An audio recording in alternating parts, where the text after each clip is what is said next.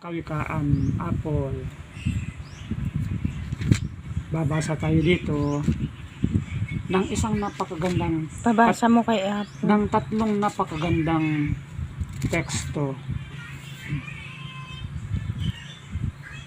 Ayan, basahin mo ito 17 up to 21.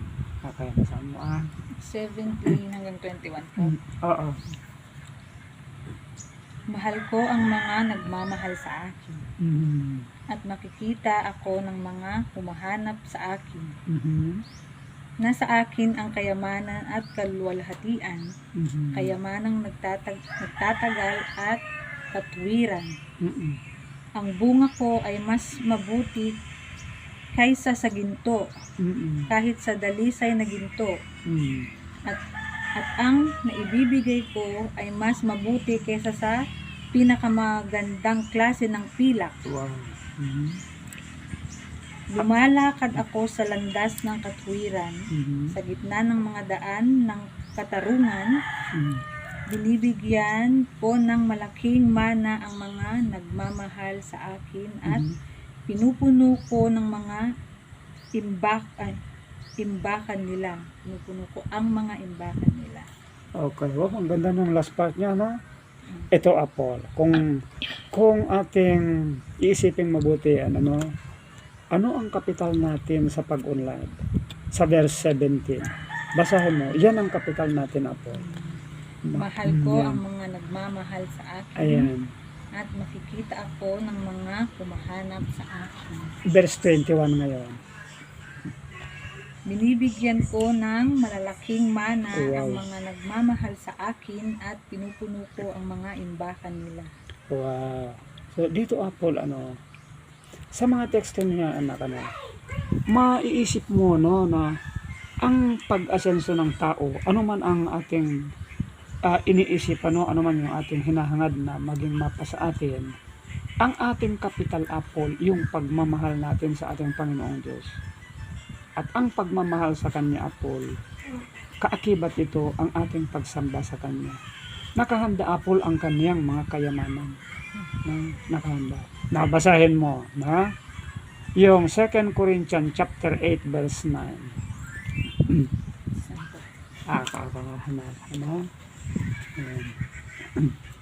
Para makita mo, Apple, ang pag-asa ng bawat isang tao na umiibig sa ating Panginoon, nagmamahal sa Kanya.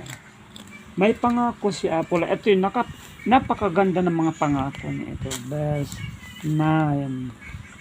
Nasaan ka 9? Ayan, 9. Basahin mo.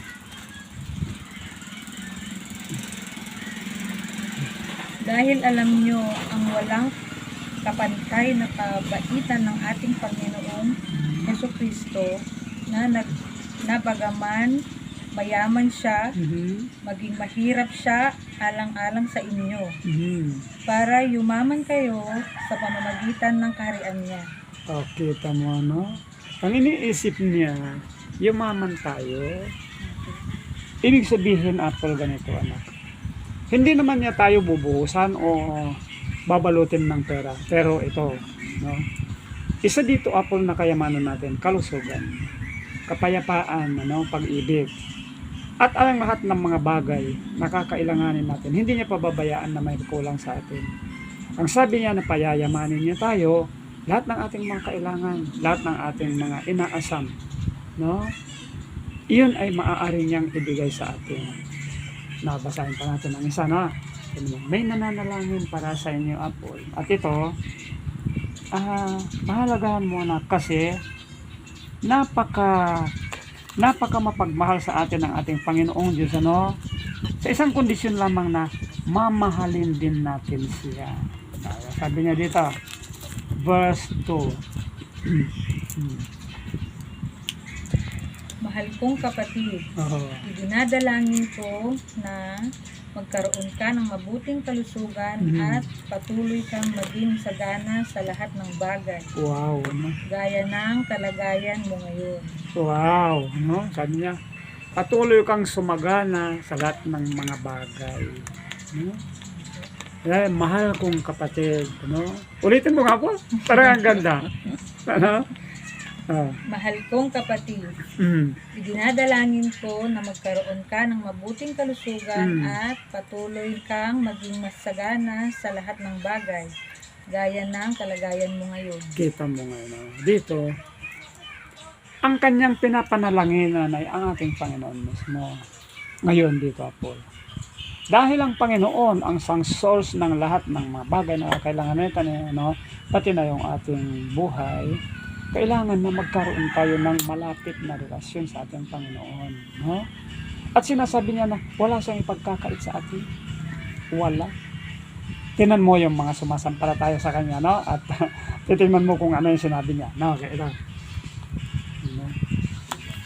Tatandaan mo lang itong mga ito. Ang gandang basahin, ano? Ang gandang alamin ang pag-ibig sa atin ng ating Panginoon. Ito yung napakagandang teksto ito, Apol. Mula sa 4, 5, up to 7. Saan yung 4? Ito. Mananatili kayong kaisa ko at mananatili akong kaisa nyo. Wow. Kung paanong ang sanga ay hindi makapamumunga malibang manatili itong bahagi ng punong ubas. Hindi rin kayo makakapamunga malibang manatili kayong kaisa ko. Okay. Maganda na. Ayan. Ako ang punong ubas, kayo ang mga sanga. Aha. Siya na nananatiling kaisa ko at ako na kaisa niya ay namumunga ng marami. Dahil kung nakahiwalay kayo sa akin, wala kayong magagawa anuman. Okay. I-jump mo. Punta ka sa verse 7. Kung mananatili kayong kaisa ko at ang mga pananalita ko ay mananatili sa inyo, hingi nyo ang anumang gusto nyo at ibibigay ko sa inyo. Wow. Ito yung pangako, Apol. Ano? Ang ganda yung verse 7, anak. Unawain mo ito, Apol. Ulitin mo nga. Kung mananatili kayong kaisa ko, wow, ano?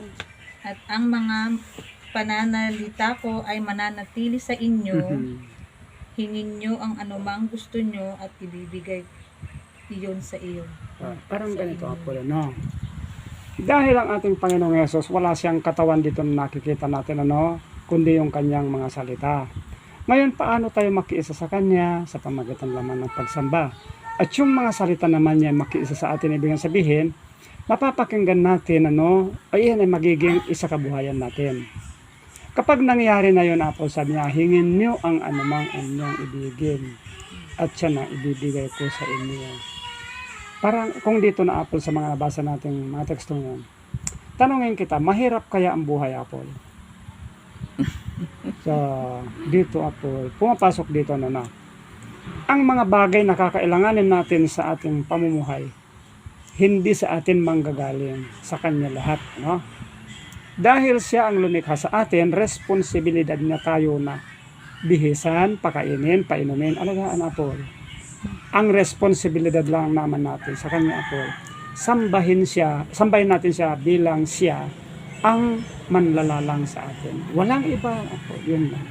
Walang religion na sinasubmit ito, Apol. Pero ganito, kung ano man yung mga organisasyon, religion, ano, na naunawaan mo ang kanyang panawagan, doon ka lamang sumama.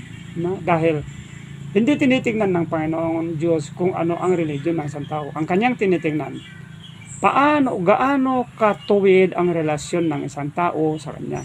Gaano kalinis ang puso ng isang tao na sumasamba sa kanya. At ang kalinisan ng puso at ang katatagan ng ating relasyon sa kanya, Apol, nakabase lamang sa doktrina na kanyang ibinigay sa atin. No? Yung mga patakaran niya, sa susunod pag-aralan natin yung kanyang kautusan para sa kalusugan, Apple. Para maunawaan nyo ang mga bagay na ito. No? So ito yung panimula natin, panimula ng aral natin. Nawa, Apple, na unawaan mo na kung kayo'y makikaisa sa akin, at ang mga salita ko ay, so sa Ilocano kasi sabi niya, no agnaed kayo kaniya, kahit dagiti saok, agtaang kada kayo, dawatin nyo, tiyan yaman na kayat nyo, kahit itdakto kada kayo. So, dahil Apple, masapol nga, agtaang tayo, kankwana, dagiti sa unang, agtaang damat kada tayo. So, tama mo lang dagiti sa unang Apple, the Bible study tayo nga kastoy, although makabasa ka, may sam, pero baka mahirap mong unawain. Kaya, bilang narito kami ni auntie mo, minsan-minsan, yung mga ganito, maunawaan mo yung iba. Ngayon, kung may katanungan ka, titingnan natin kung ano ang kasagutan ng ating Panginoon sa yung mga katanungan. Okay, hold na yan, Mama.